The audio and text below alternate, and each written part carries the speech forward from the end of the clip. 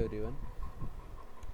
आज हम पढ़ेंगे कि जो लास्ट क्लास में हमने बर्नौली थ्योरम को प्रूव किया था उसको हम दूसरे तरीके से किस प्रकार से और डिफाइन कर सकते हैं, परिभाषित कर सकते हैं। लास्ट में वीडियो में हमने पढ़ा था कि जो दाब ऊर्जा है P है, गतिज ऊर्जा काइनेटिक एनर्जी, और जो रो जी एच स्थितिज ऊर्जा है पोटेंशियल एनर्जी, इन दोनों का जो सम है, इन तीनों का जो योग है वो एक कांस्टेंट होता है। यह जो तीनों एनर्जीज हैं वो क्या है, पर यूनिट वॉल्यूम ली गई है। अब हम बर्नौली थ्योरम को किस प्रकार से दूसरे टाइप से किस तरह डिफाइन कर सकते हैं। तो देखो, अगला अपना बिंदु है, पॉइंट है, प्रवाहित द्रव के दाब सीट्स, प्रेशर हेड, वेग सीट्स, वेलोसिटी हेड तथा गुरुत्वीय सीट्स, ग्रेविटेशन हेड क्या क्या होते हैं। इन तीनों हेड हैं, तीनों सीट्स हैं, इनके बारे में हम पढ़ने जा रहे हैं।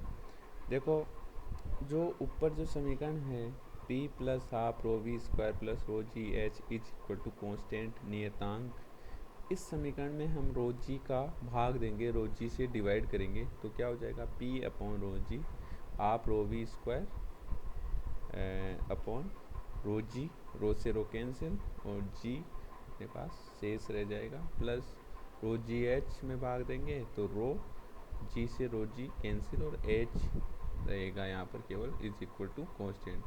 रो जी से डिवाइड करने पर ये जो ऊपर की वाली ये इक्वेशन है, ये P upon rho G plus V square upon two G plus H is equal to नियतांक में कन्वर्ट हो गई। अब जो ये जो समीकरण अपने को मिली है, इसमें जो P अपॉन रो जी है इसको हम दाब सीट्स कहेंगे, प्रेशर हेड कहेंगे। इसी के साथ ही वी स्क्वायर अपॉन टू जी को हम वेग सीट्स, वेलोसिटी हेड कहेंगे, तथा जो H आया इसको हम गुरुत्वीय सीट्स, ग्रेविटेशन हेड कहेंगे।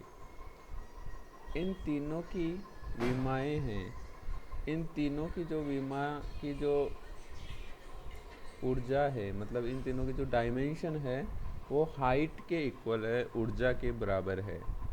ठीक है, तो इनको योग, जो इन तीनों हेड का योग है, pressure head, velocity head and gravitation head, दाब सीट्स, वेग सीट्स एवं गुरुत्वीय सीट्स, इन तीनों हेड को अगर अपन ऐड कर दें, इन तीनों को जोड़ दें तो इन सब का योग को हम कहेंगे संपूर्ण सीट्स, टोटल हेड। तो टोटल हेड क्या हो जाएगा, sum of pressure head, velocity head and gravitation head, वो हो जाएगा टोटल हेड। टोटल हेड मतलब संपूर्ण सीट्स। तो इस प्रकार से हम बर्नौली थ्योरम को इस प्रकार से भी डिफाइन कर सकते हैं कि इन तीनों हेड का जो सम है, इन तीनों हेड का जो योग है वो क्या रहता है, नियत रहता है। तो ये भी एक बर्नौली थ्योरम को रिप्रेजेंट करता है। तो आदर्श द्रव के लिए, आइडल लिक्विड के लिए धारा रेखीय प्रवाह में द्रव के किसी बिंदु पर दाब सीट्स, वेग सीट्स तथा गुरुत्व सीट्स का जो योग है वो हमेशा नियत रहता है, कांस्टेंट रहता है। अब यदि मान लो जो पाइप हमने लास्ट क्लास में पढ़ा था, एक्स सिरा वाई सिरा, उनके जो H1 H2 हाइट है, दोनों मान लो सेम लेवल पे हो, दोनों की हाइट क्या हो, बराबर हो, H1 is equal to H2 हो, तो यहाँ पर देखिए P1 plus half rho V one square plus H1 होगा, P2 plus half rho V2 square plus H2 होगा। लेकिन यहाँ पर देखो H1 और H2 बराबर हैं तो वो कैंसिल हो जाएगा, तो अपने को मिलेगा only P1 plus half rho V1 square is equal to P2 plus half rho V2 square, या इसको हम कैसे लिख सकते हैं, P plus half rho V2 square is equal to constant. कब होगा ये, जब हॉरिजॉन्टल प्लेन हो, यानी क्षैतिज तल हो, जब पाइप के दोनों सिरे सेम लेवल पे हो, ग्राउंड से डेटम से उनकी जो हाइट है वो बराबर हो, तब अपने को ये P plus half rho we square is equal to constant equation लगानी है।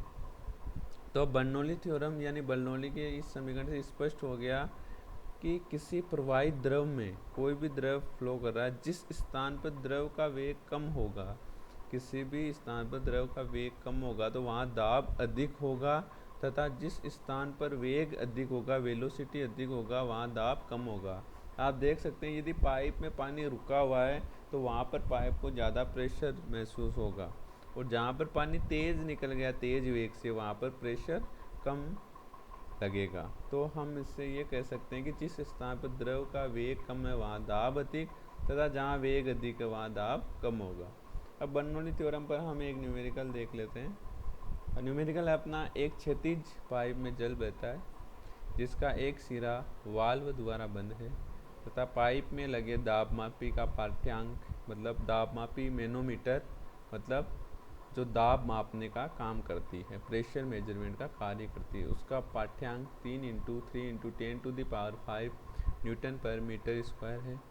पाइप में लगे वॉल्व को खोलने पर दाबमापी का पाठ्यांक का मतलब यहाँ रीडिंग है, जो मैनोमीटर है उसकी रीडिंग है, 1 × 10⁵ न्यूटन पर मीटर स्क्वायर रह जाता है। पाइप में प्रवाहित द्रव के जल के वेग की गणना कीजिए। बर्नौली, देखो एक चीज़ आप देख सकते हैं इसमें, कहीं पर भी हाइट नहीं दी हुई है, ठीक है। और दूसरा इसमें दे रखा है क्षैतिज पाइप, मतलब हॉरिजॉन्टल प्लेन। हॉरिजॉन्टल का मतलब पाइप का सिरा 1 और सिरा 2 है ना, वो क्या है, सेम लेवल पे है, यानी हाइट बराबर है, तो H1 = H2। तो यहाँ पर बर्नौली प्रमेय से हमारी इक्वेशन हो जाएगी P1 + ½ ρ V1² = P2 + ½ ρ V2²। यहाँ पर देखिए half P V2² - V1² = P1 - P2, ठीक है। ये P नहीं है, यहाँ पर रो आएगा, ठीक है। अब देखो इनिशियली इसमें क्या लिखा है, एक सिरा वॉल्व बंद है, वॉल्व बंद है, जो वाल्व बंद है मतलब वेलोसिटी यहाँ पर V1 क्या हो जाएगा, 0, ठीक है। और V2 अपने को ज्ञात करना है, क्योंकि लिखा हुआ पाइप के जल की वेग की गणना, प्रवाहित जल के वेग की गणना कीजिए।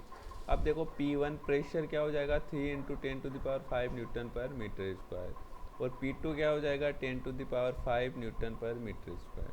तो P1 की वैल्यू दे रखी है, P2 की वैल्यू दे रखी है, V1 की दे रखी है, V2 अपने को फाइंड करना है। और रो वाटर, मतलब जो रो है, डेंसिटी है, वो वाटर के लिए क्या होता है, 1000 उसकी वैल्यू होती है।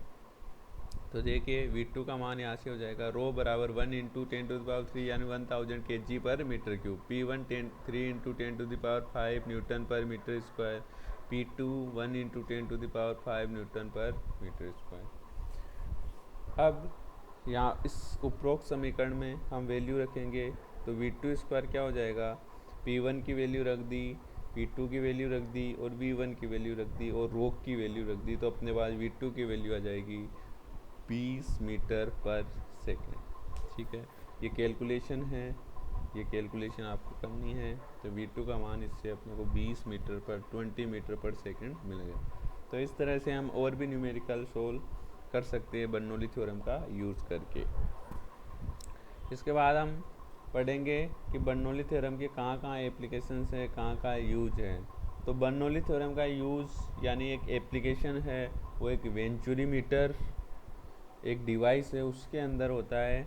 तो ये वेंचुरीमीटर जो है वो बर्नौली थ्योरम पर आधारित एक डिवाइस है, जिसका उपयोग, जिसका यूज हम किसी भी नली में, किसी भी पाइप में जल के बहने की दर ज्ञात कर सकते हैं।